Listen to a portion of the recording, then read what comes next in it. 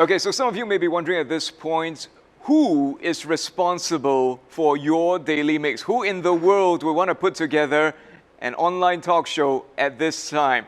I've got the two nutcases who are responsible for this. They're the masterminds. It's SHER Mohammed and Nicholas Lee. So Nick, let's start with you. How do you know SHER, and what's your history with this man? Thanks, Edward. Yeah, SHER and I actually go a long way back, like 35 years, maybe longer. Not that long. I mean, we're not that old, man. Well, I thought it was 35 years, but... So things were pretty crazy back then. I want to ask you about that because I don't think a lot of us are as familiar with it. I definitely am not. What was the clubbing scene like back in Singapore in the 80s? I would say it's totally vinyl and non-digital, so it's analog. That's what I'm good at. I mean, records, and that's it. You give me a CD mixer to mix now, it's like, hey, peace, man, I'm out of here. I don't know this shit. Okay, so give us a picture of it. What's it like spinning on vinyl? Oh, you get to feel it, man. You get to touch it, you get to stop it, I mean, yeah, with these new CD players and all that, you can do all that, but you don't see your vinyl, you don't see the grooves. Right. Yeah? I think there's definitely something that you can do with a physical piece of vinyl that you cannot do with digital music now. And a lot of DJs used to actually like juggle these things, literally like spin them and then flip them around. Whoa. And there were tricks that we did behind the console with the 12-inch singles, right? So for one thing, we were all performing. And the other question about how different the clubs were, there was a lot more creativity, right? Almost every club had a specific theme. And you would walk into a club and it would look like you're outdoors in a park, although it's indoors, and the stage would be like a facade. Peppermint Club. Peppermint Park. Yeah. Wow. And then another club would be like you feel like you're underwater. Yeah, Atlantis. Atlantis. Okay, yeah. He remembers the names. Because I'm that old. Yeah, so every club, there's like a jail as well, right? Oh, that was Midnight Express. I worked in that place. Yeah, it was like they had a jail cell with a toilet bowl as a table. Are you serious? So, yeah, so it was really a cell, you know what I mean? It was incredible. The 80s really was the heyday of the club scene. Yeah. People really dressed up. Even clubs had like different themes every 3 months. It was hip to have theme night. Dress the club up every 3 months. And the best part was this, DJs talked in clubs. Oh. They were like, if you don't talk, they say, are you mute? Now it's like you get DJs who don't need to talk. If people ask you for a request, go home. Those days they pay me like $500 to play a song, that kind of thing. So now they just press buttons. Yeah. It's all so boring now. Wow. Right. that sounds completely insane. So, Nick, we know you went on to become an actor and a host, and now you own your own production company, an events company. I have a couple of companies that, everything that I've, through my experience in the past 30 years, from the music to the media production to acting to radio, it's for me it all just sort of snowballs. And now I have a couple of companies that do those things, right? Producing media, video, events. But of course we know that events is suddenly become kaput. Yeah. Yeah. SHER, how about you? What was your journey? My journey was DJing for 10 years. Right. Then went into running of clubs, right? Then went into event management and doing event management, and now this. And that's what we want to talk to you about. Yep. So this place, The Gym at Yep. 316 Jalan Besar. Tell us about this place. Well, for me, basically the gym is all about esports engagement. I mean, the plan was to have esports engagement, right? But with what happened now, it's hard to say. So we're turning it around to be an online streaming venue for virtual events where I had a lot of corporate clients who says, SHER, we can't do events anymore. We can't get people in a ballroom. We can't do this. We can't do that. Right. Can we do something else? What's the next biggest thing? So the next biggest thing is going virtual. Right? And also with the esports engagement thingy that we wanted to, that was the initial plan was we wanted to get the community growing for the esports and also to engage the youth in Singapore and proper guide of the youths to go professional and also to do a supporting role in getting the entire industry in Singapore, the culture in Singapore when it comes to esports, to go professional basically. Right. I mean, to get teams rather than home champions, I mean, not known out in the market. We want to groom them here and get a team of ourselves to say, okay, we are world standard and we can go and compete in the world, basically. Okay, some of the people watching this might be like, what's esports? You know, I don't know anything about this. Is it really a very big thing? How big is esports? It is totally big, and I think you know so much about this, more than I do, because you're a big-time gamer, I was told. Right? I am. I'm a huge gamer. And you know how big it is, right? Esports is massive. It's a billion-dollar industry, and it's something that looks like it could possibly rival movies. We're talking movies in cinemas with regards to its reach as well as the budgets that companies are throwing at it. Because when we look at the future, a lot of people aren't able to project forward and look at the younger generation and what they want. Esports is a big part of that. If you look at gaming now, people used to think that it was all smelly boys inside their rooms. Now there's so many girls doing it, and a lot of them are really so good. You know, it's become a thing that's for everyone, gaming. So esports is really the next step. And it would be a real pity if Singapore wasn't put on the map. So thank you for doing this. Yeah, I mean, the funny thing is this, when we launched this place, right, we had a lot of press, basically, coming in, local press and also foreign press and all that, and they commented that what we are doing is good with creating a hub, you know, teaching this. We're not a LAN club, you know what I mean? And the funny thing is this, we got parents calling us and asking, how can I bring my son over for you to groom him or teach him the right way and not go into a LAN club? It's like an enrichment center for So potential yes, esports we have gamers. co-work on the level 2, basically. It's where we will get developers and all that to come in, start their own community, training rooms for building of teams and all that on the second floor. So yeah, this is a 3-story building. So Wow. yeah. So you've got 3 stories here. We're in level 1.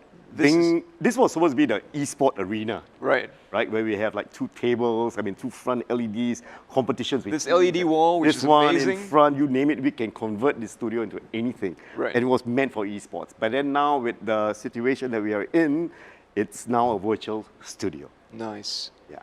Right. So Nick, how is it that you've come sort of full circle, met up with SHER, and come up with this idea of Your Daily Mix? Yeah, I don't know anything about esports.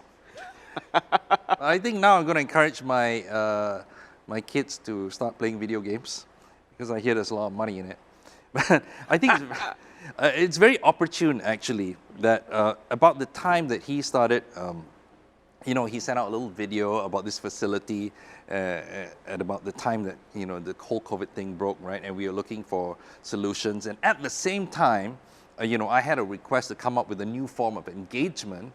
And I was basically thinking about creating a new channel with a series of shows within that channel that went beyond traditional broadcast and would be interactive for the audience.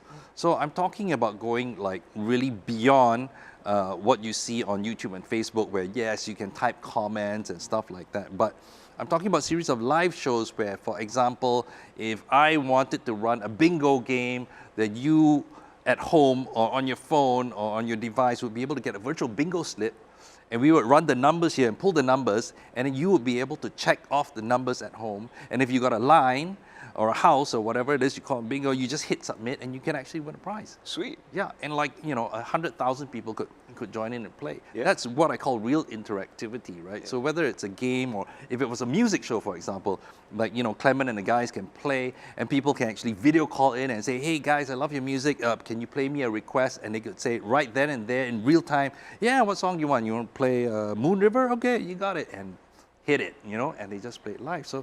So I'm thinking about this whole new series of formats that have to go hand in hand with an interactive platform that's already being developed, which will replace the live events, which are no longer possible, so that people on their devices from their homes will be able to interact in real time with the show. And of course, this is something that has been thought about, talked about, but has never been done before. Well, So we're doing it. nice. It's about time. Yeah. Sweet. That's really awesome. So that's your vision for Your Daily Mix, and really it's going to be a daily show where people are going to come on. They're going to get something a little different every day, right? Yeah, I'm hoping to be able to do all these shows live if possible. It's a very monumental task. Okay, Right. Running one live show is already very, very challenging. To run a whole channel full of programs all live is hugely challenging, and we need a lot of resources and a lot of partners to enable us to make this a reality. But I think, you know, we, Wait, let me stop you. We got yeah. the facilities. Yeah. Go ahead, use it. Nice. Yeah. Well, Great. that's great for starters, you know. So we have a lot of synergy, you know, and we're hoping to be able to interest more people in joining us in this effort to create this this new channel. Yeah. Right. And so, last thing we really want to ask the two of you is, do you have a message out there for the people on the front lines working to save us from this virus that has completely transformed and taken over our lives? Yeah, okay. Well, I'm quite closely connected to it because my niece is actually a nurse in the U.S., and so you know, I'm deeply concerned for all the people on the front lines, especially the nurses and the doctors and the healthcare workers who put their lives on the line every day. And I think I speak for all of us when we say we're really appreciative of all the efforts that you do on a day-to-day basis. And I just, you know, hope and pray for the day that this whole nightmare is over and that we will all be able to celebrate and come back to some sort of normalcy in our lives. So I wish everyone all the best, and I thank you all very much. Sure. For me, it was like basically watching that minister tear up and break down in Parliament last week, I think. And it really, what he said really made sense. I mean, it's like the tributes to the unsung heroes, the, what do you call it? The people behind the scenes and all that. I mean, the cleaners and all that. I mean, hey, those are real people that who probably would like not seen their family for like a couple of weeks or whatever. Especially the Malaysians. Yeah, so it's like, it's really sad. And that really, immediately after watching that, right, and I did a group chat thinking that the Music Force has got with all the DJs, you know, I said, hey guys, let's do something, you know, let's plan. We always want to do something, but we don't, you know. Let's do live streaming. Since I've got the studio, let's do something. Let's live stream some dedications or whatever, where you can get kids calling in and say, I'd like to dedicate this to my mom who's a nurse in KK or whatever, who I've never seen for 2 weeks. Can you play this song for her? You know, that kind of stuff, you know. And apparently they didn't have time because everybody was like busy and all that, all scared. They had their own problems and reasons. And so Nick immediately said, sure, next day in the morning, let's meet, let's talk. So we got this going. So this is a start. But what I want to say is, once we've probably gone through this entire episode of all this, right, it might take a couple of months, it might take a year or whatever, I would want to do another big swing party, like what we did in the 80s, the late 80s and the 90s, early 90s. And I want to call it Swing Back Singapore. Nice. You know, so everybody can go out for once and really go out with the government saying it's safe and really party and enjoy and hug each other or whatever, you know. Yeah, that's what I want to do. Thank you. I'm looking forward to that. And if you yourself or any of your partners, you're interested in getting involved in this crazy initiative, it's going to be a future, it's going to be disruptive, it's something that's never been tried before, but it is leveraging on the latest digitalization efforts and technologies. Get in touch with SHER from The Gym or with Nick from XXX Group, because you don't want to be missing out on this.